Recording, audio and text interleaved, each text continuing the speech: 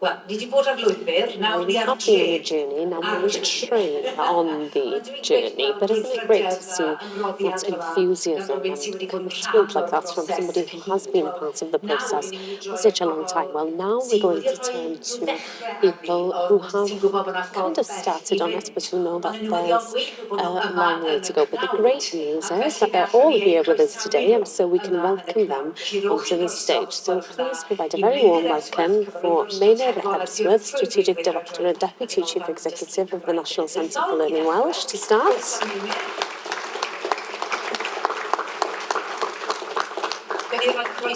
Let's also welcome Alex Davis, who is a Year 3 teacher at Ysgol Black Lane in Wrexham. Welcome, Alex. And please come up to the stage if you don't mind. Also, Dr. Matthew James Williamson-Sticken, Head Teacher of Ysgol Panteg and Strategic Lead for Tarfan's immersion provision called Carreg Lan. Welcome to all of you.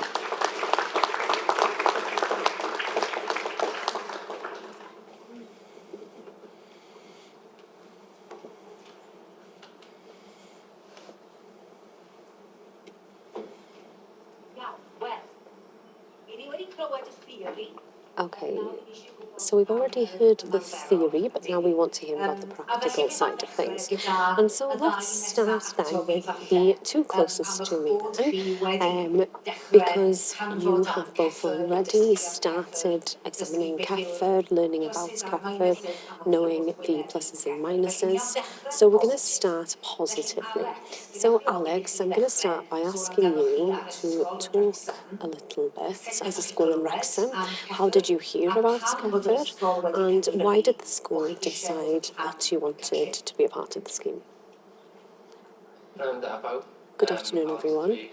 My name's Alex, and I work as a Year 3 teacher. The school has been on a bit of a journey, really, since 2019, when I started learning Welsh. I learned Welsh in a year on a sabbatical course, and some of the teachers have been on the course as well. So we're all working together to try to raise the level of proficiency in class, in the school, and with the children as well, because we know all the advantages of learning the language. After that, well, I had an amazing opportunity then to work with a team of head teachers and teachers who went on a trip to Canada to visit Paula, who we've just seen, and to learn about the CEFR and how it looks, and to look at the linguistic continuum and the strategies that they apply to help children become bilingual to the end of their time in school.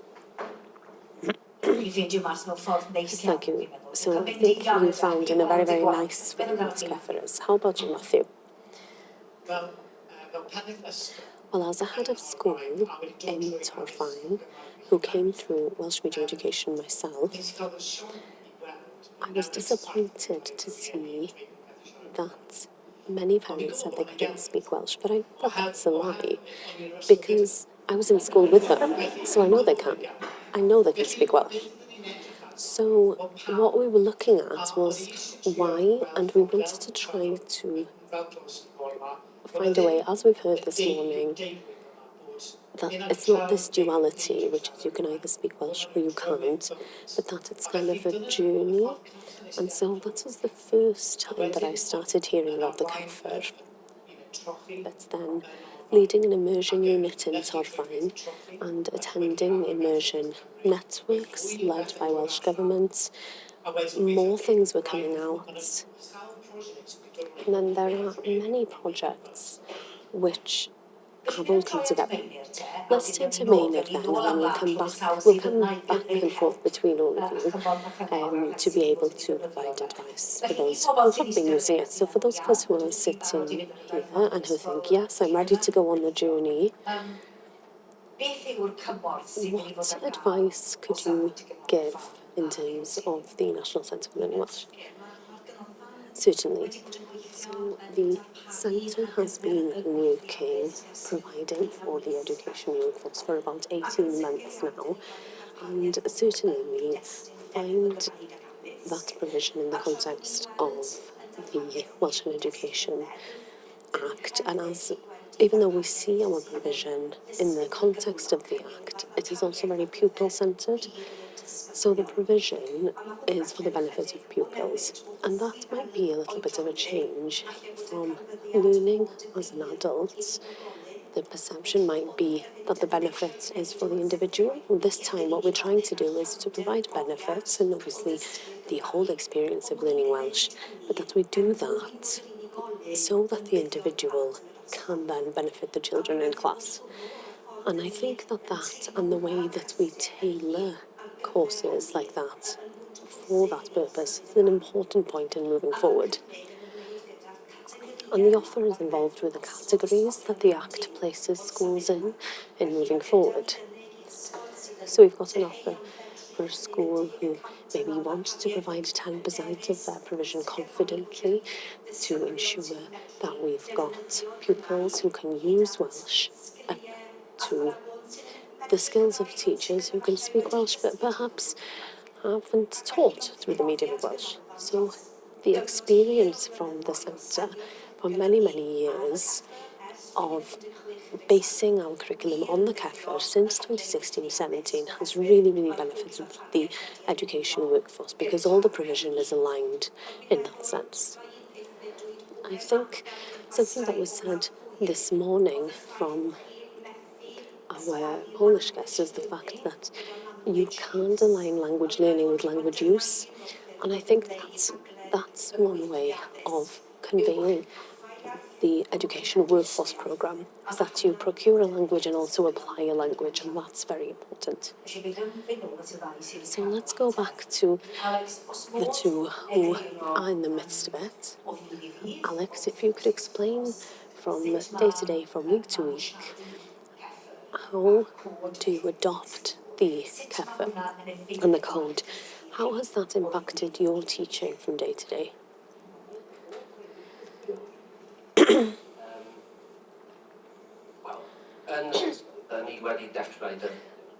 Well, we've started using the CEFR just with the teachers, and we are intending on rolling it out with the TAs and then the children when we feel more confident with the framework. We have undertaken a self-assessment to see where we feel we are on the framework in order to help us find courses and to try to become more aware of where we are so that we can then teach the children, if we know where we are now, then we can try to do the same things with the children, and then hopefully we'll know how to help them in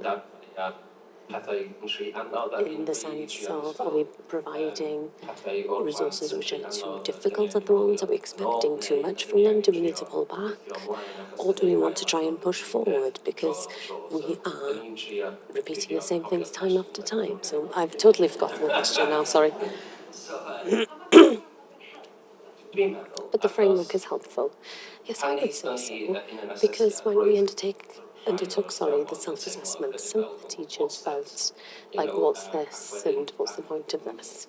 We've got one staff member who was very proficient in Welsh, and I've spoken a lot about the staff member because she can speak Welsh, but she thinks that she can't, and she's on a level, on her own level, and I tried to say, well, that's perfect, because she's used the CEFR. She expected to be lower than any level on it, but after undertaking the self-assessment, she could see, wow, I'm on the framework, and now maybe twice a week she comes to me and she says, I want to learn this. So we're having a conversation with her, and I spoke with her on Monday, I think, to say you definitely want what I wanted when we started on this journey, because she's developed with the CEFR, and the CEFR gave her the boost she needed to do that. That's what I think thus far about using the CEFR. So in school and in the immersion units, we use the CEFR to enrich the curriculum for Wales and to look at being able to provide steps forward for children and also to differentiate. So as a school, we look at the points on the CEFR as milestones for children, and we use it to meet every child wherever they are. And from there, we can ensure equity. And for me as a head teacher, it's helpful with immersion, it's helpful with internal assessments and how a child can access immersion units. It assists with tracking, it prepares them for the mainstream when it comes to mainstream school. It talks about how can we forensically track a child's development to make sure that no child is left behind. And through that, I feel much more confident, and staff say that they feel much more confident because they know what the steps are, which are supported to be able to provide the curriculum for Wales. That's so interesting hearing you talk about staff and pupils already and how the framework helps with all of that. Maynard, we heard there about kind of these superpowers, and the superpowers is perhaps to coordinate and collaborate, and how important that is, not just from the standpoint of success in the school or in the classroom, but also in terms of attitudes. Can you talk a little more about that? Because I hear so much, Wales is very small, but feet of foot is the saying, isn't it? Can we make things work? So can you talk a little about the hope of the centre? I think the fact that the CEFR uses these can-do statements, I can do this, that makes the CEFR an enabler in a way. It enables us to say what we can do. As Alex talked about, that great example of the staff member in school, and our schools all over Wales are great at developing a growth mindset, and that's exactly what we need to learn and to continue with our journey in Welsh, is this growth mindset, and I think the CAFA does that. Because from knowing where we are, the education system and the teachers in the class can plan the following steps. What I mean by that is what the next steps are. So having that framework there is central to planning as well as identifying. But I would also say that we are very lucky that we've got a curriculum for Wales which respects the Welsh language and bilingualism at its core. And so aligning the CEFR and the code in due course, which will describe Welsh language ability, with the curriculum, it's a golden opportunity. It's a golden opportunity for us in terms of qualifications. Our qualifications, and you've had very, very important statements here. It's important to align qualifications with this. And I would hope that through the Act, we've got achievement plans in every school, and that those plans use the CEFR code to define where we are, but also how we plan our journey to move our young people on, so that we can raise a generation of young people who don't leave school saying, I cannot speak Welsh. And that's our hope. I think what Paula said clearly was, you've got to make sure that everybody understands this. You've got to bring everybody with you so that they know what all this is about. It's not easy to do that, is it, Matthew? So how can you, bring all sides of the coin, the teachers, head teachers, authorities, parents, children, how can you make them all understand? It's a journey, but when I was presenting it to staff back last summer, talking about the CEFR, I did a lot of work with the senior leadership team on that and external staff, and I kind of felt like it was a sigh of relief when it came. So the staff, especially the younger staff members that I had, felt more confident that they could see exactly how to move on with teaching. So I think there's maybe an aspiration here, and it coincides with the curriculum for Wales. I think it can be better aligned to ensure, as Paula said, these huge changes. So a simple example, in English, pre-A1 is yes or no, but in Welsh, there are many answers for yes or no, aren't there? So we just need these little tweaks. So that's the first point. But I think what we need is to kind of show the rationale here. Why are we doing it? Because we don't want to have children leaving school at 18 years old saying, okay, well, that's Welsh done for me. This is a golden opportunity for outside school, outside school walls, and beyond the school. And Carreg Lam is a great name for your immersion unit because it kind of gives us this feeling that every step counts. Paula was very enthusiastic. She was very excited, wasn't she, about the plan? But she was also very honest of, to say, hey, it's not always easy. Not everything is simple. There were bumps along the way. I think that's what she said. So can you talk a little about what can be challenging, as well as the things that you've already talked about clearly, which are the positive elements? So what are the most difficult things? Things are always changing and things can always be difficult. I think people can always be concerned. When we went to Canada, I remember when I was speaking with Professor Paula Christensen, we asked the team whether there was any tension when the framework came in the curriculum, and she said no, because it's there to help us, it's available to help us, and it's made things much clearer for us. But I do think people need to know a lot about it before they can feel confident. So the message is the main thing, and advertising it in a way to show how, it's nothing to be scared of, it's something that can help us. And after we leave here today and over the next couple of months or years to come, Alex, what would your advice be to everyone in this room today who are seeing someone now who's already gotten to know the way of doing it and can start seeing it positively? What would you tell this group who are looking a little nervous, I must say, after having so much information? Well, it's been really, really helpful in school already. So after undertaking the self-assessment, we have used the information from that to help us create a 5-year plan to help us develop over the next couple of years, and the school development plan, now. So I would say that it's there to help us, as I'm trying to say, just go for it. As Alex has done, I think that deserves a round of applause.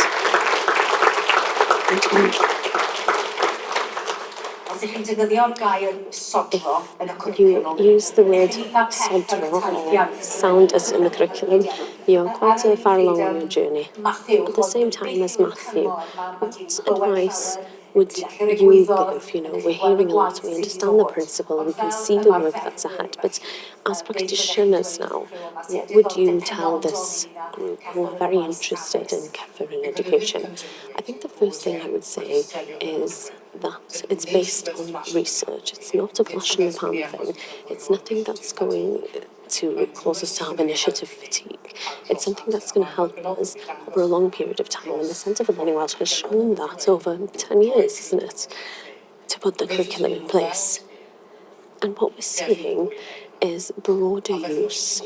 And so if we can align an individual's life around language and meet him or her or children, adults, where they are, I think that's the most important thing.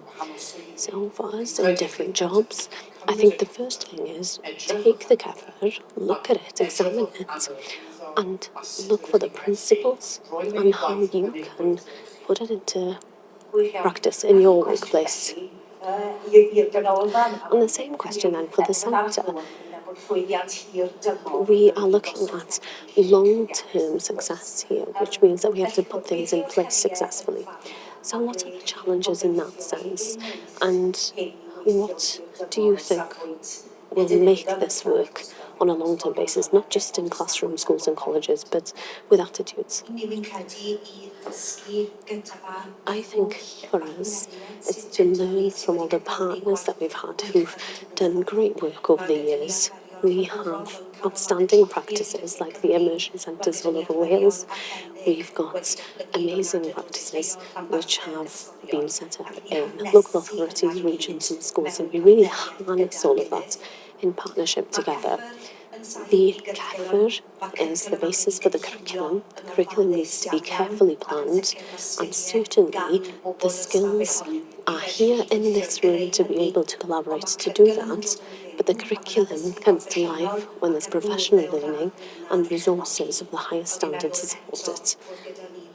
And I think, again, we've got a very, very powerful partnership here in Wales, which will secure that collaboration on that journey. But very simply, it goes from the CAFR to curriculum to professional learning to resources to provide the best opportunity for children and young people.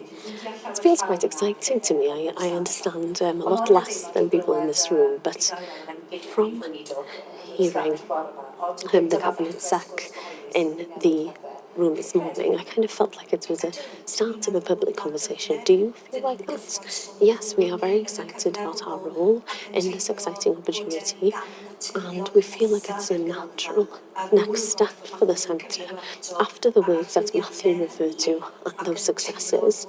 And we feel that we can again, with a large number of partners, contribute to ensuring that these long-term goals of children and young people who can speak Welsh confidently and without motivation can be realised. Well, thank you very much. I think we should thank all three. Let's give them all a round of applause.